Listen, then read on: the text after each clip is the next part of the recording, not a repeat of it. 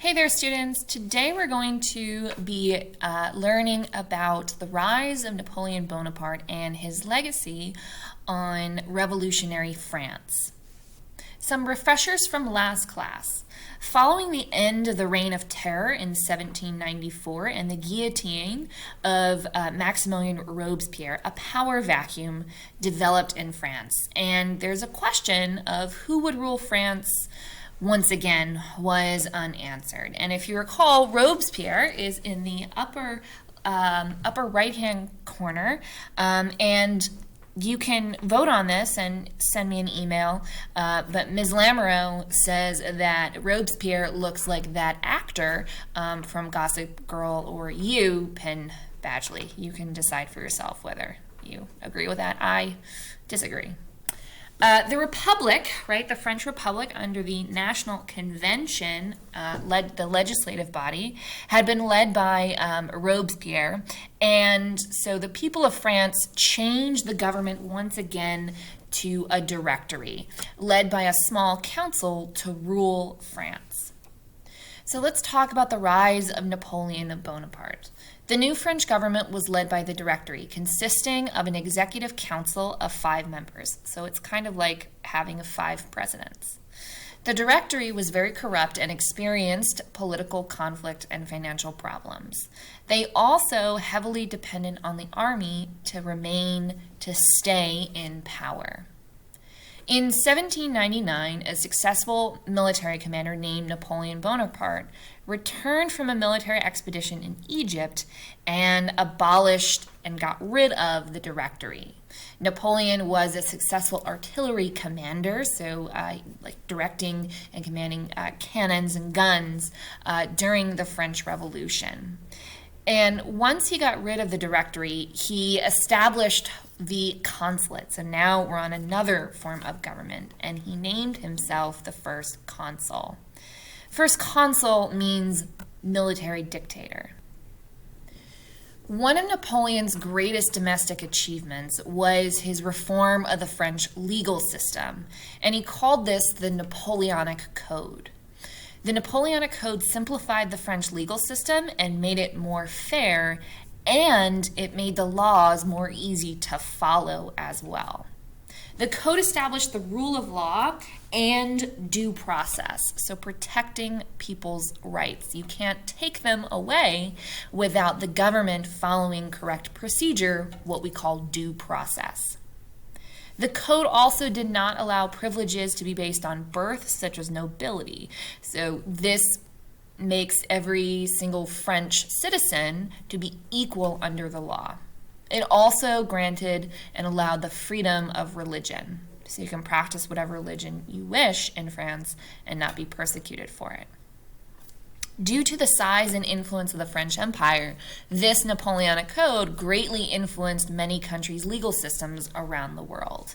And we still see influences of the Napoleonic Code in French society today and several of the French colonies later on. This map shows the extent of Napoleon's empire in 1812. Let's back up a little bit. How does he expand France to the size that you see on that map, what you see in brown there? First off, Napoleon sells the Louisiana Territory in North America to the new United States in order to help pay for military expenses. His wars in Europe, which he calls the Napoleonic Wars.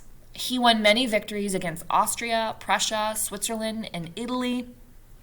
And the French armies from around 1800 until 1812, it dominated Europe. Many countries were forced to sign peace treaties with France, granting Napoleon direct or indirect control over most of continental Europe, most of Western Europe.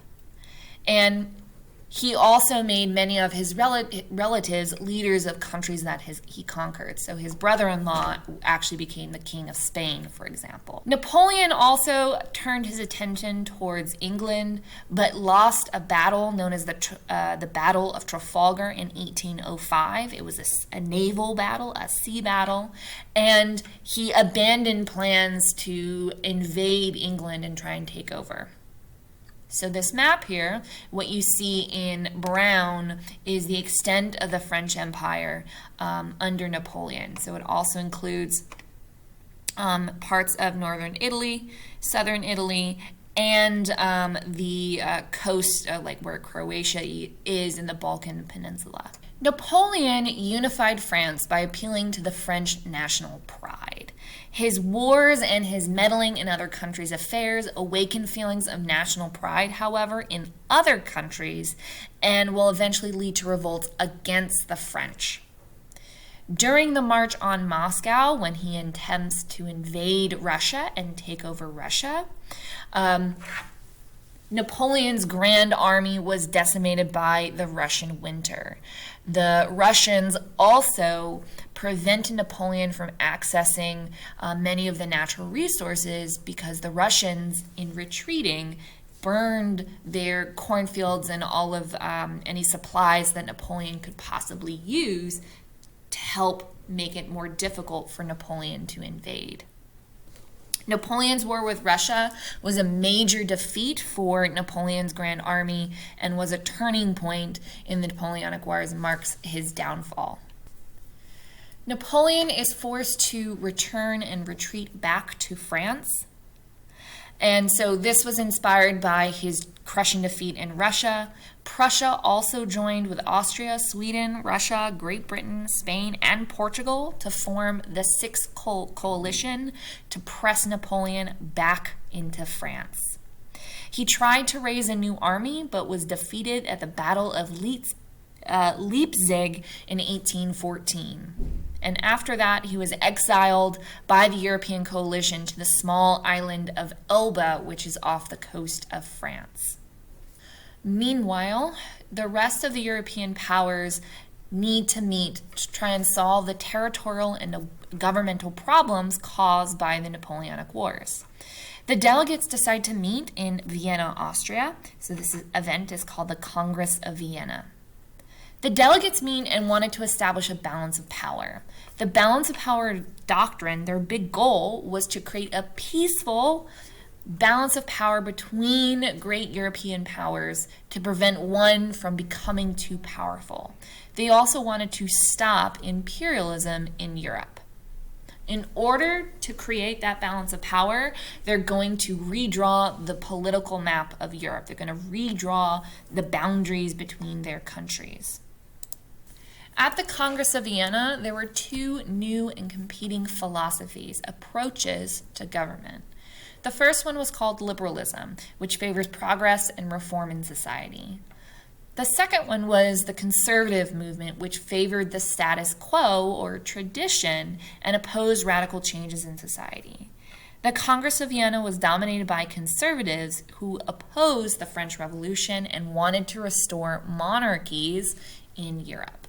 So what is the legacy of the Congress of Vienna?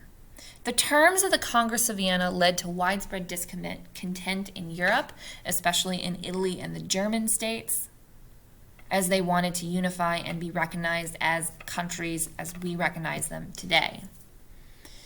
Unsuccessful revolutions in 1830 and in 1848 lead to increasing nationalistic tendencies.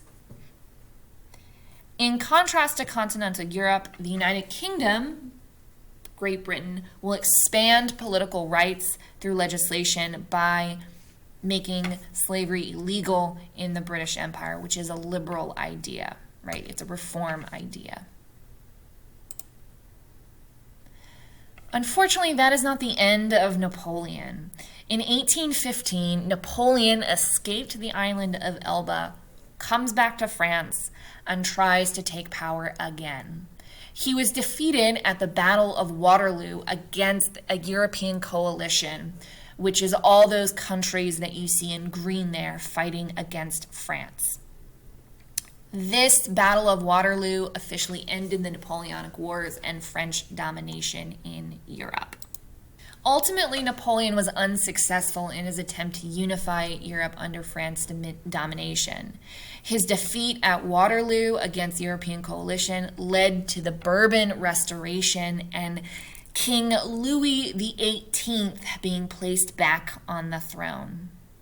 They returned to monarchy, which was a conservative Congress of Vienna success in their eyes. So this flowchart represents the stages and governments of the French Revolution and the Napoleonic Age afterwards, right? Before they have a monarchy, after there's new ideas about liberals and conservatives. However, France returns back to a monarchy, although that monarchy does have more limited power. Napoleon was sent far away to the shores of West Africa on a remote island Great Britain controlled called St. Helena. It's in the middle of nowhere. It is 4,322 miles away from France. This time there would be no escape for him, and the once great military leader would die 5.5 years later in isolation in May of 1821. Okay, so that wraps up on the rise and the legacy of Napoleon. You want to make sure that you have filled in your notes, and have a good day.